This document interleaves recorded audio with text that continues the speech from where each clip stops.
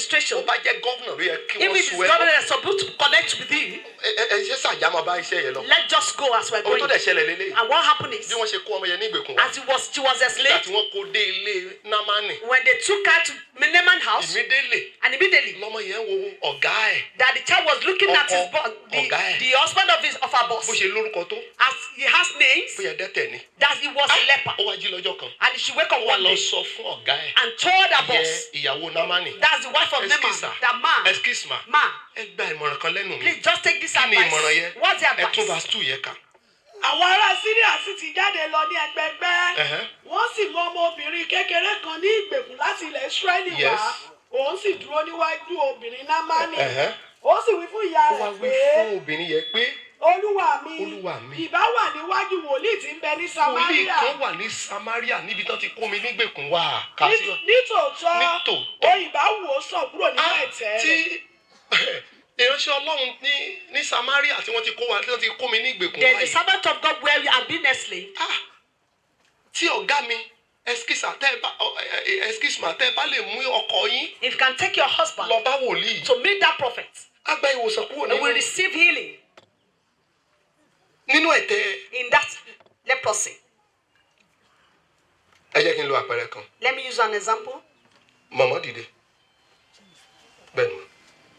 Ẹ bẹ̀rẹ̀ sí wá sí àrẹ́nà tó ọ̀sẹ̀ mélòó báyìí. Ọ̀sẹ̀ 5. Tábà ní kẹ̀ka mí ní méjì ènìyàn tó ti pasẹ̀ yín wá sí bí á tó mélòó.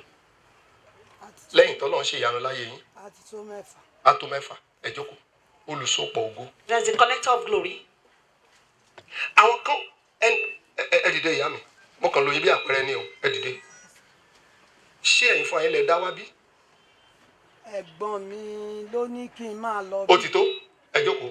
Ṣé ti rí ìsopọ̀ ògo? Can you see the connector there? Tán bá pe ẹ̀gbọ́n wọn yẹn jáde. If they call that Ẹ̀gbọ́n wọn á person, sọ ẹni tó ní we káwọn tell náà the wá person bí. that says she come. Tá bá tún wá pe ẹni yẹn And wá. we call that person. Ẹni yẹn náà pe ẹni That tó person wọn wá will tell síbí. us the person that Ṣùgbọ́n brought ọ̀dọ̀ her. ẹnìkan ló ti ń But it bẹ̀rẹ̀. starts from somewhere. Dìde obìnrin. Condition wo lẹ wà nígbà tí ẹ wá síbí? Almost gone. Káfí yẹn qualify yẹn. Talent tó júwèé bí fún yín. Àwọn ló júwèé bí fún yín. Almost gone yẹn só sì wà bó ṣe wà. Torí mo rántí ìjọ tí obìnrin kọ́kọ́ wá. I Alájà remember ni when mo she pè came. I called her. ìgbóhùn black báyìí ló fi bí Cover mọ́bìnú everywhere. bí ọlọ́kùnrin kan báyìí ló ṣe kò jọ ẹ má dìyẹ tó jọ pa mọ́bìnú. Mo ti ń wọ̀nà máa ṣe bu tẹ́lẹ̀ àṣewá yẹ ọ́lẹ̀.